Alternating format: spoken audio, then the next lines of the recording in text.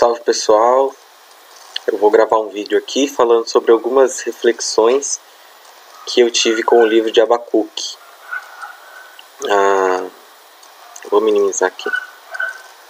Eu fiz um post, elaborei um post para que a gente possa adentrar nessas ideias e eu vou estar lendo aqui e fazendo alguns comentários enquanto leio. Então vamos começar. Olá pessoal, irei falar sobre algumas reflexões que tive ao ler o livro bíblico do profeta Abacuque. Existem muitas coisas na conversa que Abacuque teve com Deus que fazem total sentido nos dias de hoje. Fica difícil não se identificar com o momento que ele passou.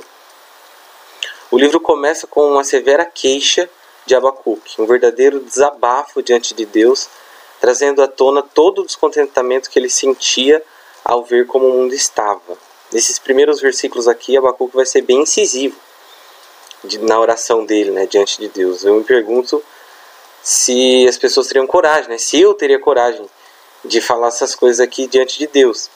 Mas ele estava sendo sincero, Eu vou comentar sobre isso. No capítulo 1, versos 1 a 4, diz o seguinte: Ó Senhor Deus, até quando clamarei pedindo ajuda e Tu não me atenderás?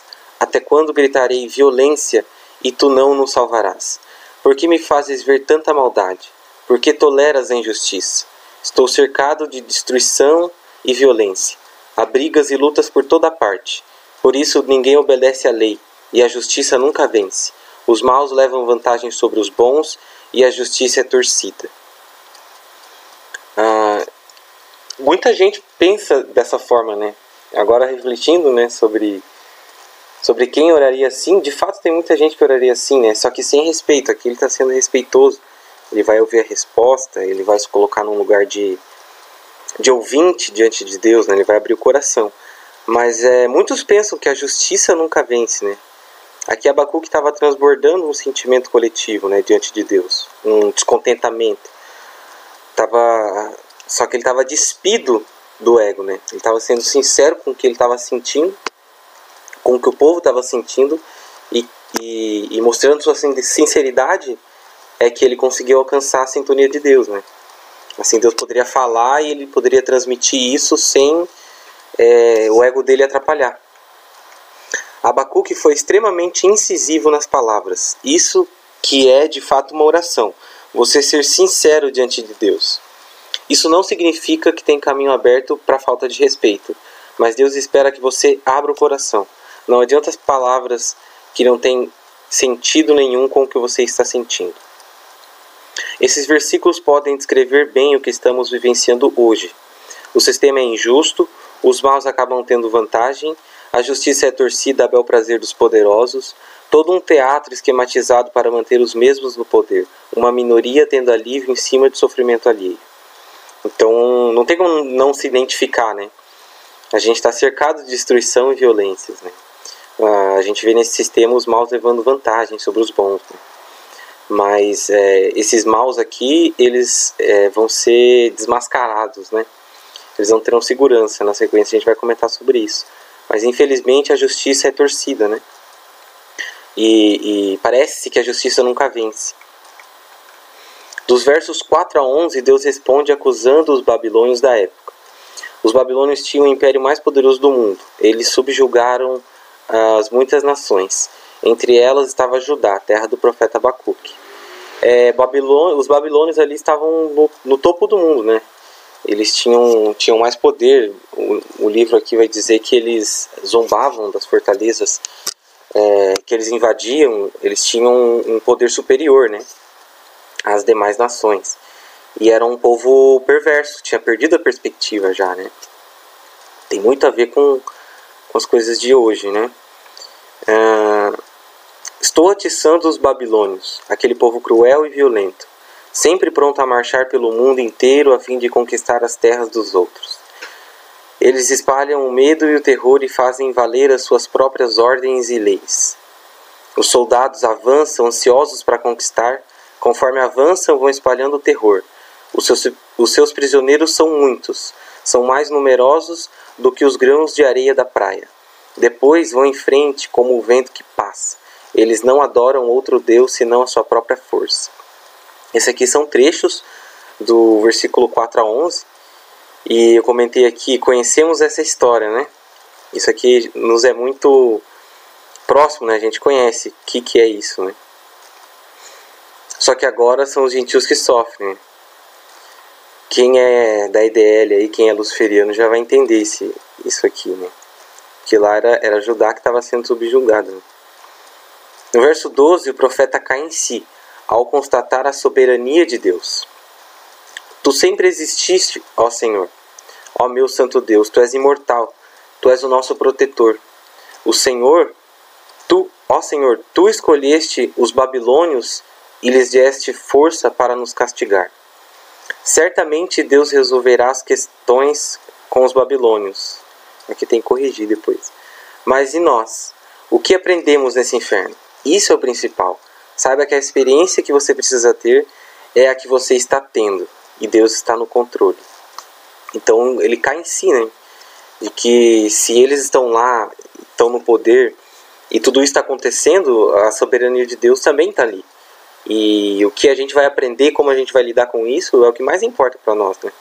Muitos ficam desejando vingança somente, ficam ali, acabam caindo no jogo que o povo opressor, vamos dizer assim, realmente quer, né? Ficam nessas frequências baixas. Mas saiba que Deus escreve certo por linhas tortas. E que você está no momento que você precisa estar. Você está vivendo a experiência que você precisa viver para aprender as coisas que você precisa aprender. Confie em Deus. Deus está no controle, né? Então, e muda, né, a postura dos primeiros versículos lá, onde ele estava sendo extremamente incisivo. E aqui ele já traz aqui, ele já engrandece a Deus e diz que Deus está no controle, que Deus manja do rolê. O capítulo 1 encerra com mais queixas do profeta. Ele volta a questionar, né, as mesmas coisas que ele questiona no começo. Mas eu vou pular para a resposta de Deus no capítulo 2. E o Senhor Deus disse: escreva em tábuas a visão que você vai ter. Escreva com clareza o que vou lhe mostrar, para que possa ser lido com facilidade.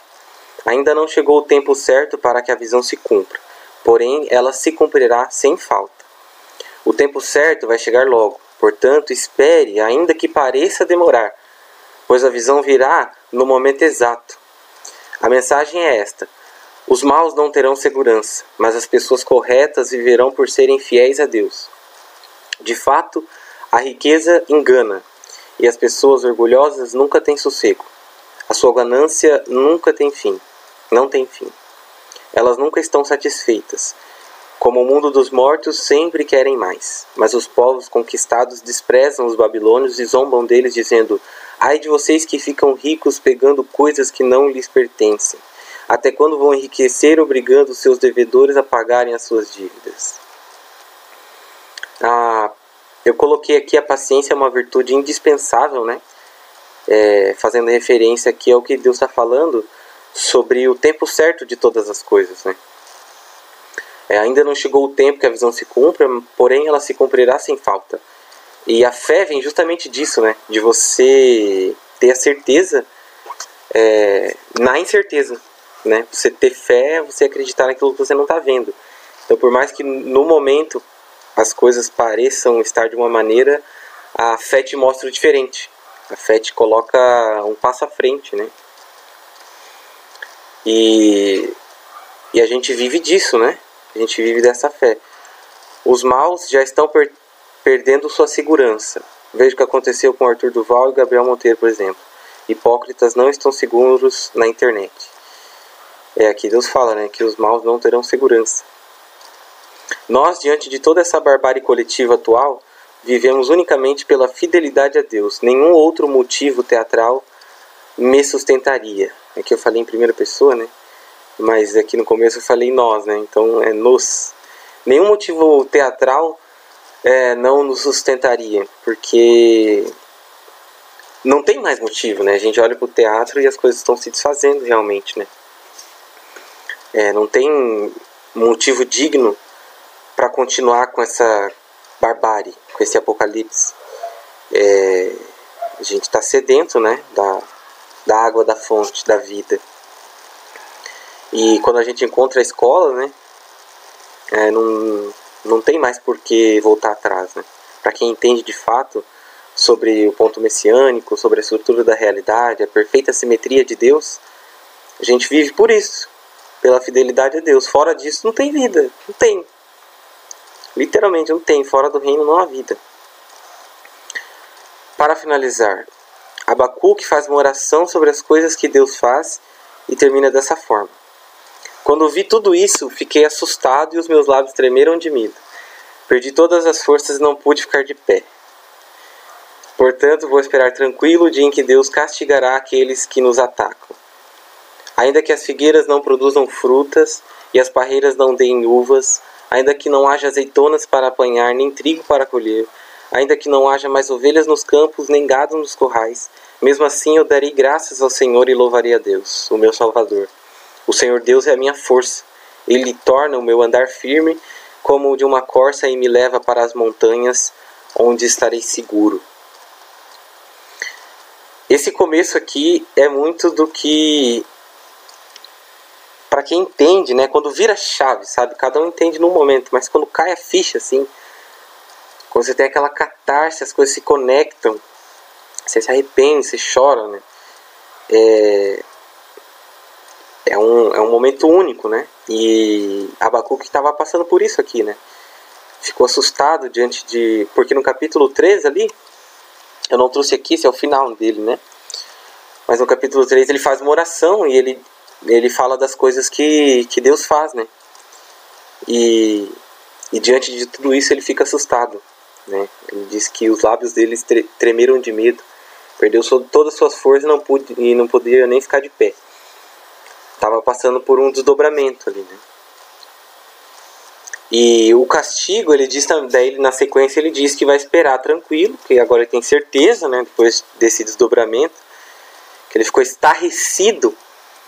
Agora ele vai esperar tranquilo o dia em que Deus castigará aqueles que nos atacam, falando aqui dos babilônios, né? E é interessante que eu fiz essa alusão, né, aos dias de hoje e aos vocês sabem quem, e às vezes a gente pensa, a gente fica desejando a vingança ou coisa assim, mas isso não é correto, né? A gente sabe que Deus é misericordioso e quanto mais a gente fizer para aliviar o sofrimento de Deus, né? Para aliviar o sofrimento com que as coisas se desdobram, fica mais leve para nós, para Deus, para cada um de nós. Às vezes o castigo é a salvação. E outra, Deus é misericordioso. Então é o que acontece com o povo da profecia, com o povo... Como é que eu posso dizer aqui? Eu estou com medo de falar e ser censurado. Mas com o povo azul, com o povo da Bíblia, do Antigo Testamento. O castigo deles é a salvação, né? Colocá-los de volta ali em Israel, seguindo as leis, enquanto as nações ao redor já se uniram, na verdade, de Cristo, né? Há um caminho preparado para eles, né? Para os arrependidos, sem essa ponte entre eles e nós, o reino de Cristo, através dos 144 mil ali. Mas é justamente o que Deus prometeu, é ter a terra deles e viver da obra, viver ali do binário. Então Deus é misericordioso. Não queira limitar a misericórdia de Deus. E eu coloquei aqui: aonde estiver, leve a certeza que Deus é vivo. Em referência aqui a esse versículo muito conhecido, né? Aí no meio evangélico, não só no meio evangélico, mas é um dos mais conhecidos da Bíblia. Vários louvores falam deles, né? Desses versículos. Ainda que a figueira não tenha frutas e a parreira não dê uva. Ou seja, ele está falando de um momento ali de adversidade, né? Onde parece que nada dá certo, né? Que as coisas não plavam, que parece que não vai acontecer. Então, uma lição é sobre a paciência, né? Que ainda que pareça demorar, espere, né?